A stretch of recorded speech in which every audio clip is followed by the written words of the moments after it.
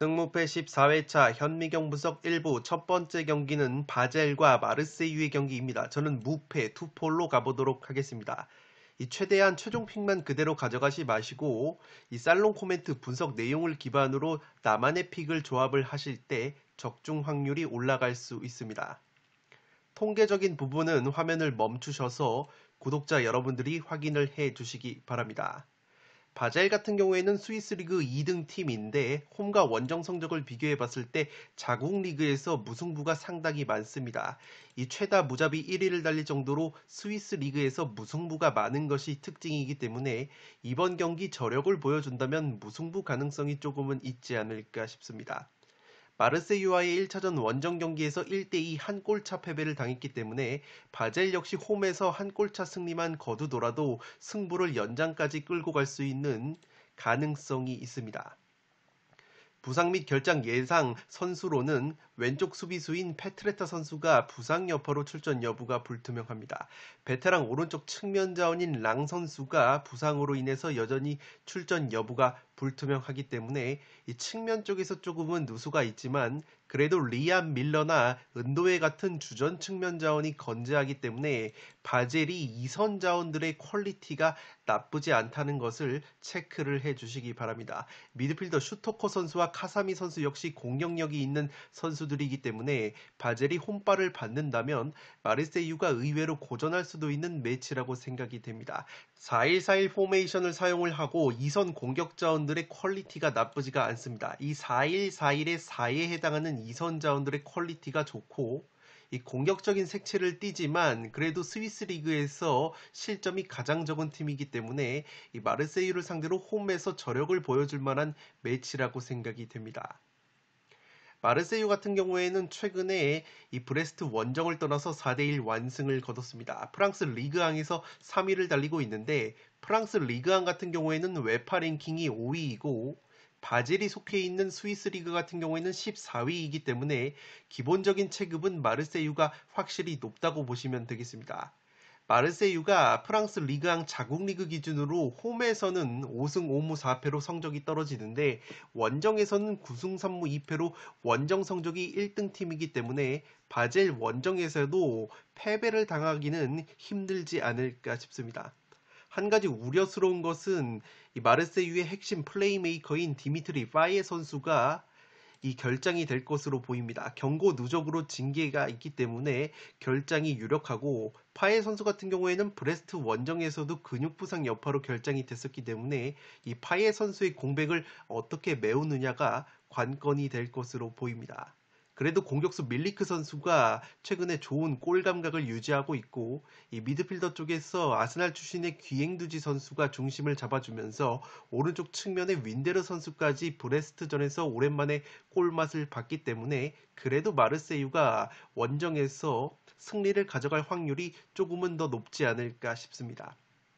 이 빠예 선수 대신에 브레스트전에 출전을 했던 아민 하릿이라는 선수가 1골 1도움을 올려줬기 때문에 빠예 선수의 공백을 어느 정도 메워줄 수 있지 않을까 싶습니다.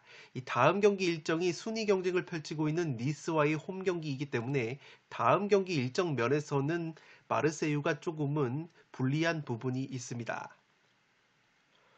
살롱 코멘트에서 정리를 해드리면 1차전 경기 내용이 홈팀 마르세유가 주도를 했습니다. 점유율이 70% 가까이 마르세유 쪽으로 쏠리면서 주도를 했는데 이 골차는 한 골차밖에 나지 않았습니다. 마르세유 같은 경우에는 골대를 두 번이나 강타를 했기 때문에 만약에 골 운이 따라줬다면 한 골차 이상의 점수차가 날 만한 경기였다고 보여집니다.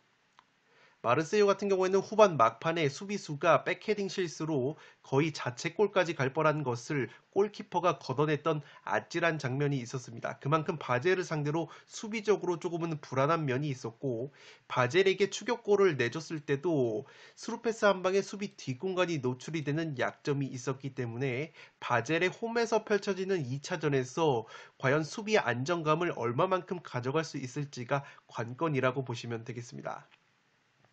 이 마르세유로서는 공격 에이스인 빠예 선수가 징계로 결장하는 것이 뼈아픈 전력 누수라고 보여집니다.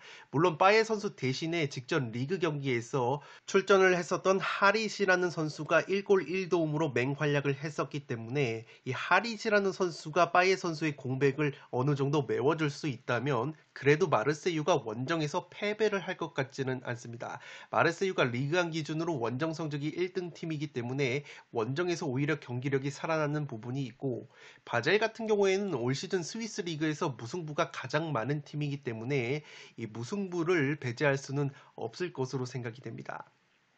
바젤이 이선 측면 자원 퀄리티에 비해서 최전방 공격 쪽에 조금은 무게감이 떨어지는 면이 있었는데, 헝가리 대표팀 공격수이자 마인츠 출신의 베테랑 공격수인 살라이 선수가 직전 리그 경기에서 득점포를 가동을 했기 때문에 이 베테랑 살라이가 만약에 선발로 들어와서 최전방에 무게감을 더해준다면 바젤이 마르세유 원정 때보다는 확실히 공격적으로 살아날 가능성이 있어 보입니다. 러시아 대표팀 경력이 있는 젊은 공격수 샤로프 선수 역시 한 방을 보여줄 수 있기 때문에 바젤이 지난 원정보다는 확실히 향상된 경기력을 보여줄 수 있지 않을까 싶습니다. 마르세유의 에이스 빠예 선수의 결장을 근거로 해서 최대치로 무승부까지 받쳐볼 수 있는 경기라고 생각이 됩니다. 1번 경기는 무패 투폴로 가보도록 하겠습니다. 두 번째 경기는 스타드 렌과 레스터 시티의 경기인데 스타드 렌의 단통 승리로 가보도록 하겠습니다. 폴더스에 여유가 있으신 분들은 승패로 갈라보실 것을 추천드리도록 하겠습니다.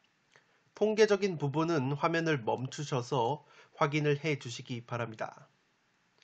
렌 같은 경우에는 리그왕에서 4위를 달리는 팀입니다. 지난 레스터시티 원정에서 0대2로 패배를 당했기 때문에 홈에서 2골차 이상의 승리를 거둬야지만 다음 라운드 진출이 가능한 상황입니다. 렌 같은 경우에는 그래도 리옹 원정에서 4대2 승리를 거두면서 분위기 반전에 성공을 했습니다.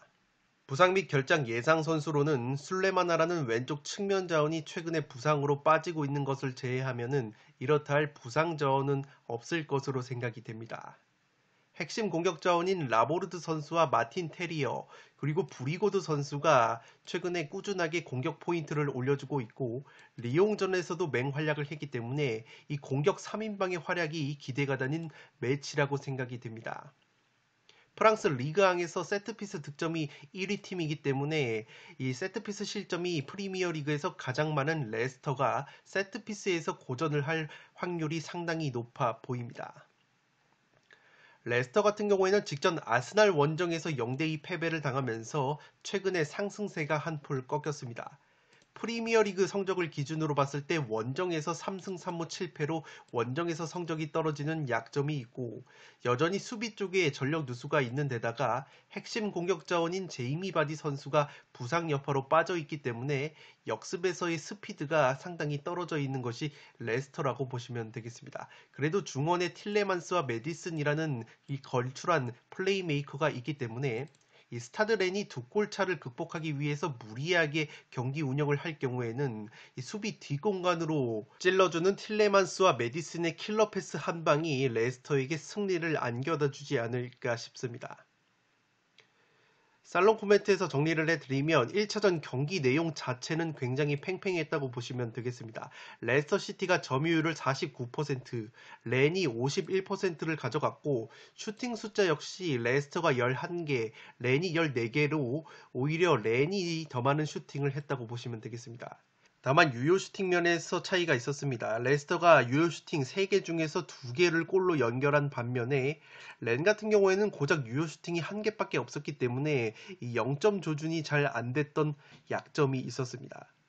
기본적으로 렌이 자국 리그안 기준으로 홈에서 성적이 급상승하는 면이 있고 레스터와의 1차전에서도 세트피스로 위협적인 장면을 연출을 했기 때문에 앞서 말씀을 드린 것처럼 렌이 리그왕에서 세트피스 득점이 1위 팀이고 레스터 같은 경우에는 프리미어 리그에서 세트피스 실점이 1등 팀이기 때문에 렌이 홈에서 충분히 세트피스로 재미를 볼 가능성이 높아 보입니다.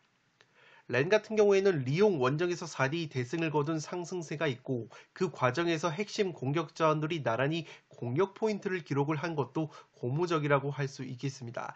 리옹 같은 경우에는 최근에 포르투 원정에서 승리를 거두고 돌아왔었기 때문에 상승세를 탔던 팀인데 그러한 리옹을 상대로 원정을 가서 4대2 대승을 거뒀다는 것은 렌 역시 경기력이 상당히 올라와 있다는 방증이라고 보시면 되겠습니다.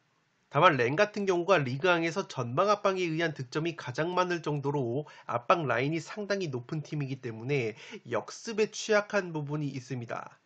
이 아래 통계를 보시면 렌이 얼마나 무게중심이 홈에서 앞쪽으로 쏠리는지 알 수가 있는데 홈에서는 상대 파이널 서드 지역으로 무려 33%의 무게중심 쏠림이 있습니다. 원정에서는 27%로 낮아지는데 홈에서는 그만큼 무게중심을 앞으로 쏠리면서 적극적인 운영을 한다는 방증이라고 보시면 되겠습니다. 그 말인즉슨 레스터가 자랑하는 퀄리티 있는 역습 한 방에 수비 뒷공간을 털릴 가능성이 있다는 점인데 렌 같은 경우에는 리그왕에서 역습 실점이 상당히 많은 팀들 중에 하나이기 때문에 비록 레스터가 제이미 바디 선수가 부상으로 빠져 있지만 하비 반스나 루크먼 같은 빠른 자원과 틸레망스, 메디슨 같은 이 플레이메이커들의 예리한 스루패스 한 방을 보여줄 수 있다면 레스터도 충분히 효율적으로 렌의 수비 뒷공간을 털어먹을 수 있는 매치라고 생각이 됩니다. 이 전술 상성적으로 봤을 때 무승부보다는 승패가 의외로 갈릴 만한 경기로 보여지기 때문에 이 폴더스에 여유가 있으신 분들은 승패로 갈라보실 것을 추천드리면서 이번 경기는 스타드 렌의 단통 승리로 가보도록 하겠습니다. 3번 경기는 덴마크 팀 코펜하겐과 네덜란드 팀 PSV 아인트호벤의 매치입니다. 저는 무패 투폴로 가보도록 하겠습니다. 통계적인 부분은 화면을 멈추셔서 확인을 해 주시기 바랍니다. 코펜하겐이 덴마크 리그 1위를 달리고 있습니다. 이 덴마크 리그가 웨파 랭킹이 17위이고 네덜란드 같은 경우에는 웨파 랭킹이 7위이기 때문에 기본적으로 PSV 아인트호벤이 체급이 높다고 보시면 되겠는데 그래도 1차전 PSV 원정을 떠나서 코펜하겐이 4대4 무승부 이변 결과를 연출을 했기 때문에 이번 홈 경기에서도 저력을 보여줄 만한 매치라고 생각이 됩니다. 한 가지 걸리는 것은 이 자국 리그 덴마크 리그 기준으로 홈에서 5승 3무 1패, 원정에서 8승 2무 1패로 오히려 홈에서 무승부가 늘어나면서 성적이 떨어지는 것이 코펜하겐의 약점이라고 보시면 되겠습니다. 이 최전방 공격 자원인 바바카르 선수가 징계로 결정이 되기 때문에 플레이메이커 펫비엘 선수가 최전방으로 나서는 가짜 9번 전술이 또다시 가동이 될 가능성이 높아 보입니다. 이 직전 리그 경기에서 우승 경쟁을 펼치고 있는 미투일란을 1대 0으로 꺾으면서 상승세를 이어갈 수 있는 코펜하겐이라고 보시면 되겠습니다. 이 4-2-3-1 포메이션을 주로 사용을 하고 2선과 중원 자원들의 퀄리티가 상당히 좋다고 보시면 되겠습니다. PSV 아인트호벤 같은 경우에도 위트레우트 원정을 떠나서 1대0 승리를 거뒀습니다. 이 자국 네덜란드 리그 기준으로 홈과 원정에서 기복이 없는 성적을 보여주는 것이 PSV인데 이 공격 자원들의 퀄리티가 원체 좋습니다. 코디 각포, 마리오 괴체, 자하비, 마두에케, 비어만 같은 선수들의 퀄리티가 상당히 좋기 때문에 공격력은 PSV 아인트호벤이 한 수 위라고 보시면 되겠는데 지난 1차전 홈 경기에서 수비 쪽에서 불안감을 노출을 하면서 코펜하겐에게 무려 4골을 내줬기 때문에 이번 경기만큼은 수비 쪽에서 얼마만큼 집중력을 보여줄 수 있느냐가 관건이 될 것으로 보입니다. 이 주로 4-2-3-1이나 4-3-3 포메이션을 사용을 하면서 날카로운 역습과 측면 공격, 세트피스 공격력과 수비력 모두 좋은 것이 PSV 아인트호벤이라고 보시면 되겠습니다. 이 중앙 수비수 안드레 하말류 선수가 장기 부상으로 빠져 있는 것이 아무래도 PSV의 수비가 흔들리는 원인이라고 보시면 되겠습니다. 최근 모든 대회 6경기에서 꾸준히 실점을 하다가 그래도 직전 위트레이트 원정에서 무실점 경기를 한 PSV이기 때문에 이번 코펜하겐 원정에서는 공격보다는 수비력이 얼마만큼 안정감을 찾을 수 있느냐가 관건이 될 것으로 보입니다. 살롱 코멘트에서 정리를 해드리면 1차전 PSV 홈에서 난타전 4대4 승부가 나왔는데 이 점유율을 PSV가 70% 가까이 가져가면서 경기 자체는 주도를 했습니다만 슈팅 숫자가 19개 대 14개, 유효 슈팅 9개 대 7개로 코펜하겐이 이 점유율에 비해서 상당히 효율적인 공격을 전개했다고 보시면 되겠습니다. 특히 PSV가 세트피스 상황이나 후방에서 패스로 풀어나가는 빌드업 과정에서 어이없는 패스미스 실책 등으로 코펜하겐에게 허무하게 실점을 하는 장면이 있었기 때문에 수비력이 관건이라고 보시면 되겠습니다. 이 PSV의 에이스 자원인 각포 선수가 2골이나 넣어주면서 맹활약을 했지만 후반전에 페널티킥을 놓친 것이 상당히 아쉽게 작용이 됐습니다. PSV가 그래도 최근에 자국 리그에서도 수비력이 흔들리다가 위트레흐트 원정에서 모처럼 무실점 경기를 한 것은 고무적이라고 할 수 있겠습니다. 반면에 코펜하겐 역시 자국 덴마크 리그에서 우승 경쟁을 펼치고 있는 미트윌란을 상대로 승리를 거뒀기 때문에 상승세를 이어갈 수 있는 매치라고 생각이 됩니다. 코펜하겐의 에이스 자원인 펩 비엘 선수가 PSV를 상대로 2골을 넣었기 때문에 이번에도 펩 비엘 선수가 최전방으로 나서는 가짜 9번 전술을 가동할 가능성이 있어 보입니다. 바바카르라는 공격수가 징계로 나서지 못하기 때문에 페피헬 선수를 마치 9번 스트라이커처럼 기용을 하는 가짜 9번 전술이 유력해 보입니다. 코펜하겐 같은 경우에는 자국 리그 기준으로 오히려 홈에서 무승부가 늘어나는 약점이 있기 때문에 코펜하겐의 승리보다는 무승부 구미가 당기는 매치라고 보시면 되겠습니다. 제가 그래도 PSV 쪽의 승리를 가져가는 이유는 1차전과 마찬가지로 아주 팽팽한 승부가 펼쳐진다면 수비가 관건이라고 말씀을 드렸는데 PSV의 주전 수비수인 이 보스카글리 선수가 이 위트레흐트 원정에서 교체 투입이 되면서 이 무실점 경기를 이끌었습니다. 이 보스카글리라는 선수가 수비형 미드필더까지 가능한 이 멀티 자원이기 때문에 수비수 치고는 굉장히 발밑이 좋습니다. 패스 능력, 숏패스나 롱패스가 가능한 자원이기 때문에 후방에서 빌드업 과정에서 PSV가 상당히 플러스가 될 만한 요소가 많다고 보시면 되겠습니다. 지난 1차전 맞대결 코펜하겐전에서는 이 보스카글리 선수 대신에 오비스포라는 수비수가 나왔는데 다시 보스카글리가 복귀를 할 수 있다면 1차전만큼 PSV가 대량 실점은 하지 않을 것으로 생각이 됩니다. 제가 코펜하겐과의 1차전 경기에서 PSV가 어이없는 패스 미스로 실점을 했다고 말씀을 드렸는데 해당 장면이 바로 그 장면이라고 보시면 되겠습니다. 이 측면 수비수가 이 중앙 수비수에게 패스를 하는 과정에서 이 펩 비엘에게 전방 압박에 의해서 공이 탈취가 됐고 실점을 하는 장면인데 앞서 말씀을 드린 것처럼 이 보스카글리라는 수비수가 중앙에 들어올 수 있다면 이 선수가 굉장히 패스 능력이 출중하기 때문에 이 선수를 중심으로 빌드업을 가져갈 수 있는 PSV라는 점에서 후방에서 빌드업 실수가 나올 가능성은 상당히 떨어질 것으로 생각이 됩니다. 그렇다면 2차전에서는 1차전만큼의 어처구니 없는 패스 미스로 실점하는 장면이 줄어들 가능성이 높기 때문에 저는 그래도 PSV의 승리 가능성이 높다고 생각이 됩니다. 따라서 3번 경기는 무패 투폴로 가보도록 하겠습니다. 4번 경기는 알크마르와 보데글림의 경기인데 승무패로 지우면서 이변을 노려보도록 하겠습니다. 통계적인 부분은 화면을 멈추셔서 확인을 해 주시기 바랍니다. 알크마르 같은 경우가 최근에 5경기 2승 3패 좋지 못한 흐름을 보여주고 있습니다. 직전 자국 리그 경기에서 뜨벤테와의 홈 경기에서도 0대1 패배를 당했는데 이 보데글림 원정에서도 1대2 패배를 당하면서 홈에서 반드시 승리를 거둬야 하는 부담스러운 상황에 처해 있습니다. 주전 미드필더 미드츠조 선수가 부상 여파로 인해서 최근에 빠져 있기 때문에 중원 쪽에 조금은 전력 누수가 있고 핵심 공격 자원인 파블리디스 선수와 위트 선수의 컨디션이 상당히 떨어져 있기 때문에 이 칼슨 선수의 어깨가 상당히 무거울 것으로 생각이 됩니다. 다만 패턴적으로 봤을 때 올 시즌 3연패가 없었고 현재 2연패 중이라는 점에서 패턴을 중시하는 분들은 해당 부분을 체크를 해 주시기 바랍니다.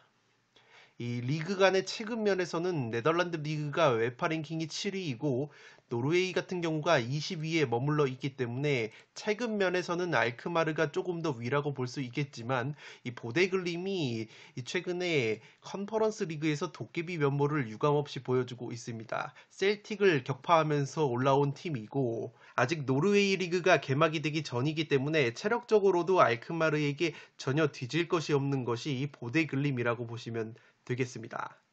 이 솔바켄이라는 오른쪽 측면 자원이 상당히 컨디션이 좋고 왼쪽 측면에 펠레그리노 선수 역시 꾸준하게 득점을 해주고 있기 때문에 솔바켄과 펠레그리노를 앞세운 측면 공격이 주요 공격 루트라고 보시면 되겠습니다. 특히 솔바켄 선수가 오른쪽 측면에 배치가 되는데 왼발을 사용하는 선수라서 개인기 이후에 안쪽으로 접어 들어오면서 왼발 슈팅이나 왼발 패스 한 방이 상당히 날카롭다는 것도 체크를 해 두시기 바랍니다.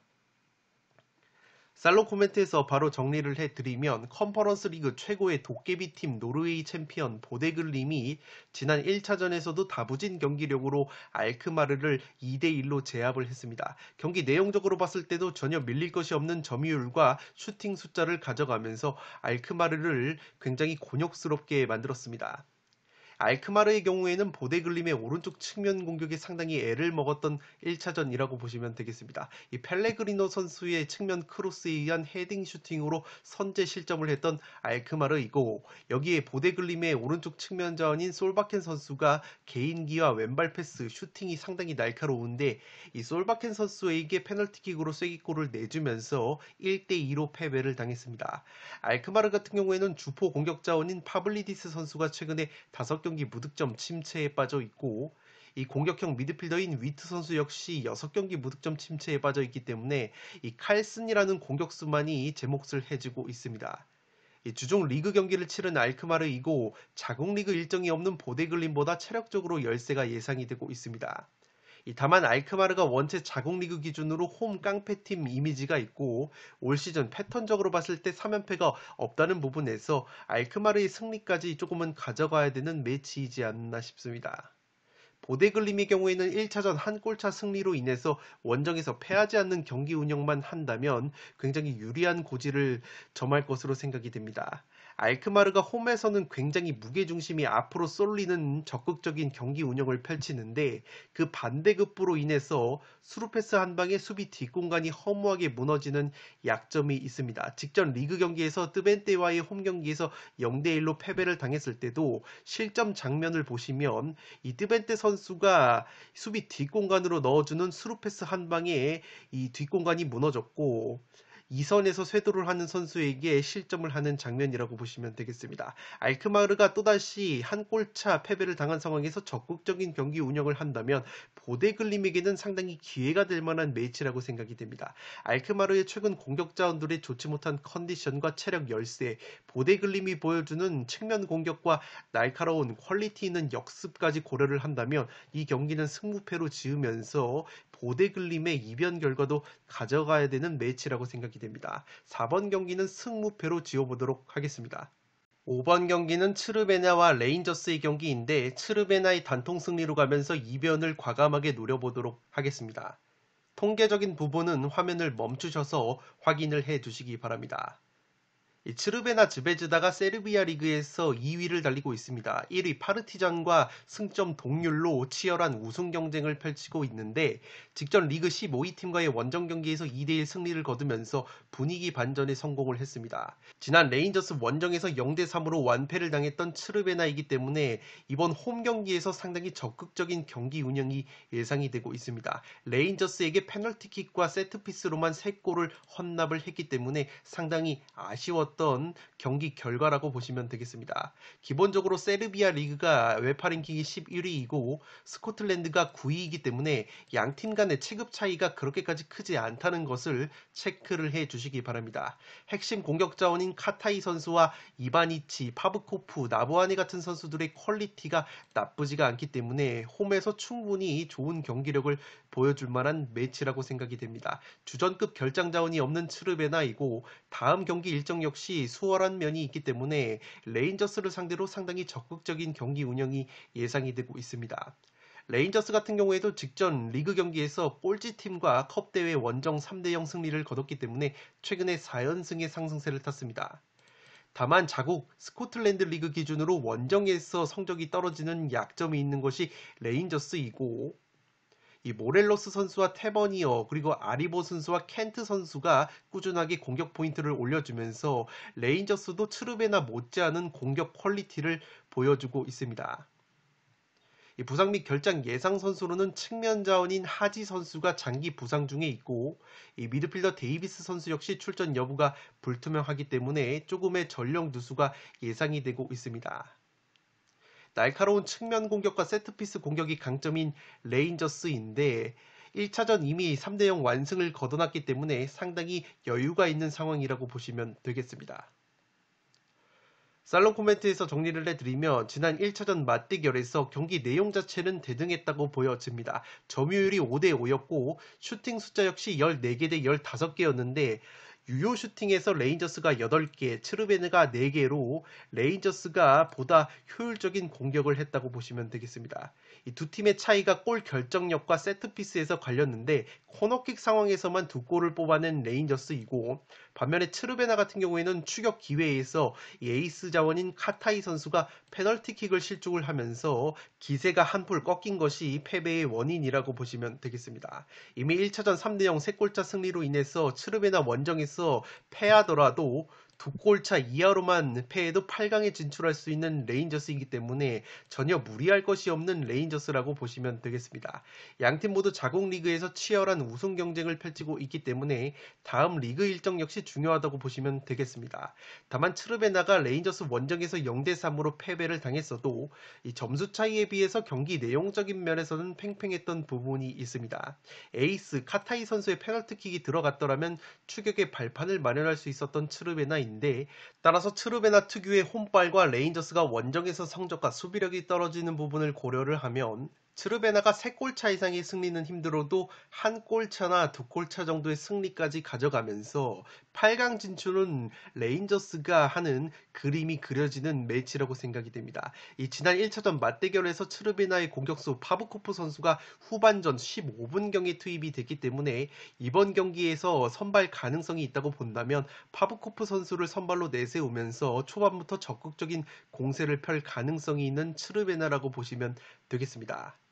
레인저스가 2차전에서도 세트피스로 재미를 본다면 츠르베나가 상당히 고전을 할 수도 있겠지만 이 레인저스가 세트피스에서 재미를 보지 못한다면 이 오픈플레이 지공 상황에서 츠르베나가 충분히 해볼 만한 매치가 될 것으로 생각이 됩니다. 5번 경기는 츠르베나의 단통 승리로 가보도록 하겠습니다. 6번 경기는 에이스 모나코와 브라가의 경기인데 승무패로 지우면서 이변을 노려보도록 하겠습니다. 통계적인 부분은 화면을 멈추셔서 확인을 해 주시기 바랍니다. 모나코 같은 경우에는 최근에 5경기에서 1승 4패 하락세에 빠져 있습니다. 직전 스트라스부르 원정에서도 0대1 패배를 당했는데 지난 브라가 원정에서 0대2 패배를 당했기 때문에 홈에서 상당히 적극적인 경기 운영이 예상이 되고 있습니다. 한 가지 우려스러운 것은 핵심 공격 자원인 벤 예데르 선수와 디오프, 폴란트 선수의 컨디션이 상당히 떨어져 있는 것이 모나코의 최대 약점이라고 보시면 되겠습니다. 다음 리그 경기 일정 역시 리그 선두팀인 PSG와의 홈 경기 일정을 앞두고 있기 때문에 부담스러운 상황이라고 보시면 되겠습니다. 주전급 부상 자원이 없기 때문에 지난 1차전 브라가전에서 징계로 결정했던 포파나라는 미드필더가 복귀를 할 수 있다는 부분에서 포파나 선수가 얼마만큼 추아메니 선수와 더불어서 이 중원에서 무게감을 더해줄 수 있을지가 관건이라고 보시면 되겠습니다. 브라가 같은 경우에도 이 모나코에게 승리를 거둔 다음에 리그 경기에서는 패배를 당했습니다. 5위 팀과의 홈 경기에서 0대1 패배를 당했는데 핵심 선수 히카르도 호르타 선수가 꾸준하게 득점을 해주고 있습니다만 이 메데이로스 선수의 최근에 무득점 행진이 길어지고 있기 때문에 또다시 호르타 선수의 어깨가 상당히 무거울 것으로 생각이 됩니다. 3백 수비를 기반으로 점유율을 높여가는 축구를 구사를 하는데 아무래도 모나코 원정 같은 경우에는 수비를 탄탄히 한 다음에 역습 한 방을 노릴 가능성이 높아 보입니다. 주전급 부상 자원이 없기 때문에 브라가 역시 최상의 전력으로 8강 진출을 노릴 만한 매치라고 생각이 됩니다. 살롱 코멘트에서 정리를 해드리면 지난 1차전 맞대결에서 경기 내용 자체가 대등했다고 보시면 되겠습니다. 점유율이 오히려 홈팀 브라가가 모나코에 비해서 이 43대 57로 밀렸는데 이 슈팅 숫자가 브라가가 점유율 대비 5개를 더 많이 가져가면서 효율적인 공격을 전개를 했습니다. 모나코가 최근 핵심 공격 자원들의 부진으로 인해서 자국 리그 포함해서 5경기 1승 4패 부진에 빠져 있습니다. 다만 직전 브라가전보다 고무적인 것은 이 브라가 원정에서 징계로 결정했던 포파나라는 미드필더가 징계에서 복귀가 되고 이 주전 수비 자원인 마리판 선수가 부상에서 돌아올 가능성이 있다고 합니다. 이 핵심 수비수인 마리판 선수가 부상 복귀가 가능하다면 이 모나코가 홈에서 향상된 수비력과 경기력을 보여줄 수도 있지 않을까 싶습니다. 또한 브라가의 골키퍼 마테우스가 지난 모나코전에서 5개의 선방을 보여주면서 브라가의 2대0 승리를 이끌었는데 이 마테우스 선수가 자국 리그 경기에서는 한 골을 실점하면서 팀 내 최저 평점으로 주춤한 모습이 있었기 때문에 모나코의 공격진으로서는 상당히 고무적인 요소라고 할 수 있겠습니다.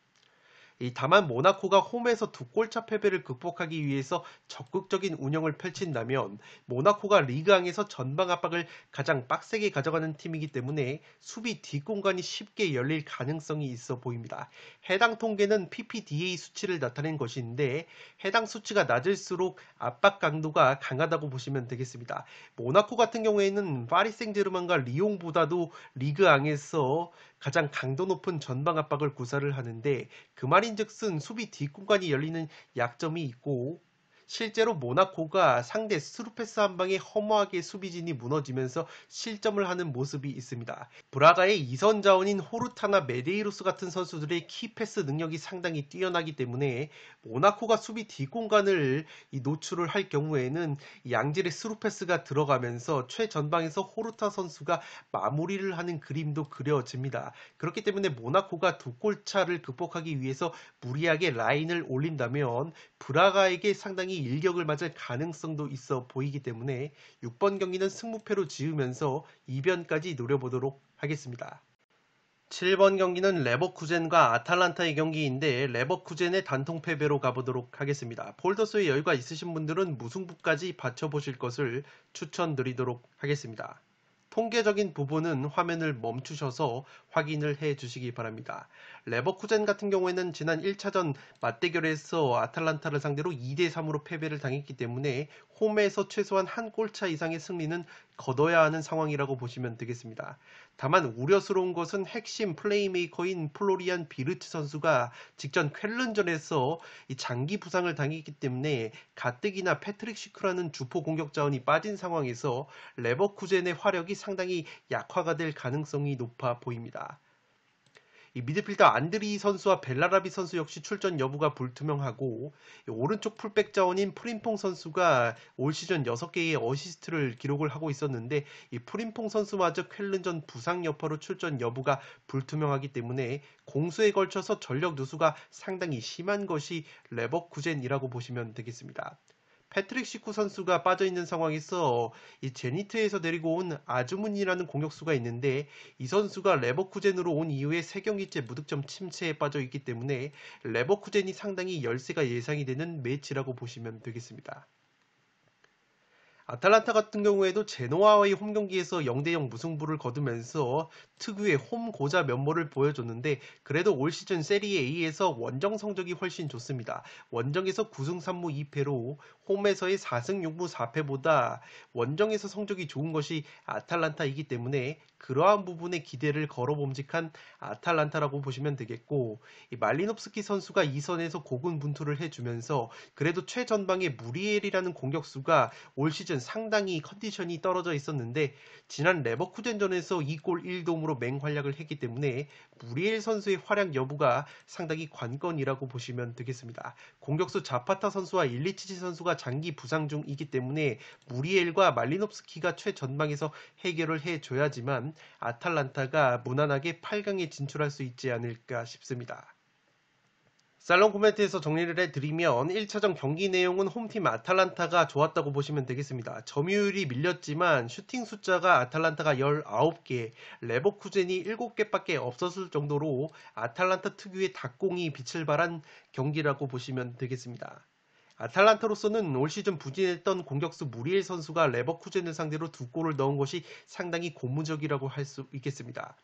반면에 레버쿠젠은 핵심 공격 플레이메이커인 비르츠 선수가 쾰른전에서 부상 아웃이 됐기 때문에 가뜩이나 최전방 공격자원 패트릭 시쿠 선수가 빠져있는 상황에서 레버쿠젠 특유의 화력이 약화가 될 가능성이 높아 보입니다. 이 쾰른전에서 오른쪽 풀백 프림퐁 선수마저 부상을 당한 레버쿠젠이기 때문에 공격 상황에서 측면의 디아비 선수에게 의존을 할 수밖에 없는 레버쿠젠이라고 보시면 되겠습니다. 아탈란타가 직전 리그 경기에서 제노아와 무기력하게 0대 0으로 비겼지만 기본적으로 아탈란타가 올 시즌 원정에서 더 좋은 성적을 보여주는 팀이기 때문에 원정에서 충분히 경기력을 보여줄 만한 매치라고 생각이 됩니다. 양 팀의 공격성과 호전성을 고려하면 상당히 난타전 구도가 예상이 되는 매치이고 레버쿠젠 같은 경우에는 직전 리그 경기에서 쾰른의 전방 압박에 고전을 한 부분이 있는데 아탈란타 역시 세리에 A에서 최상위권의 이 전방 압박을 보여주는 팀이기 때문에 아탈란타 특유의 강건한 압박에 고전할 만한 매치라고 생각이 됩니다. 물론 아탈란타가 항상 압박에 심취해 있다가 상대팀 역습에 허무하게 실점을 하면서 무너지는 경향이 있는데 레버쿠젠이 역습 한 방이 좋은 팀이기 때문에 그러한 부분은 리스크라고 보여집니다. 다만 아탈란타가 원정에서 성적이 더 좋은 것이 확실히 홈보다는 원정에서 압박 라인이 높지 않기 때문에 레버쿠젠의 경우에는 패트릭 시쿠와 비르츠가 빠진 상황에서 이 역습 위력이 떨어질 것으로 생각이 됩니다. 그러한 부분에서 아탈란타가 원정에서 홈보다는 확실히 라인이 내려간다는 부분에서 레버쿠젠에게 역습으로 실점할 가능성이 떨어진다고 본다면 이 경기는 아탈란타가 충분히 잡아낼 수 있는 매치라고 생각이 됩니다. 레버쿠젠의 전령 주수를 고려를 했을 때 레버쿠젠의 승리는 안 보이는 매치라고 생각이 되고 7번 경기는 레버쿠젠의 단통 패배로 가면서 이 폴더스의 여유가 있으신 분들은 무승부까지 받쳐보실 것을 추천드리도록 하겠습니다.